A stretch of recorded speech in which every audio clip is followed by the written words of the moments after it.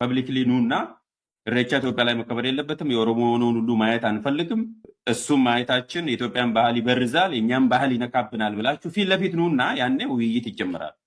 ከማህበረሰብም አልፎ በጣም በሚያስጠላ ቆሻሻ ቃላት የሚጠቀሙ ከእውቀት ተመርምረው ነፃ የሆኑ ለምንም የማይበጁ የትኛውም ገበያ ላይ ሊሸጡ ሊለወጡ የማይችሉ ሰዎች ከዴስክ ተንቀሳቅሰው የማያውቁ ከዴስክ ተንቀሳቅሰው እንኳን ከአዲስ ባህል ለመልመድ ከማህበረሰብ ጋር ለመዋሃድ አይደለም ቦርጫቸውን ለመቀነስ እንኳን ወክ ማድረግ የማይችሉ ኤክሰርሳይዝ የማይሰሩ ሰዎች ቅርሻት ሲተፉ ራሱን ችሎ የሚታወቅ በጣም የገነገነ ጥላቻ ያለባቸው ሰዎች ወረራ ብሎ የገለጹ ሰዎች አሉ። ለምሳሌ መሳይ ኢሬቻ ወረራ ነው፣ ወረራ እየተፈጸመብን ነው እያለ ነው። አንደኛው ጥያቄ ማን ነው ማንን የሚወራው የሚል ነው። ማን ነው ማንን የሚወራው?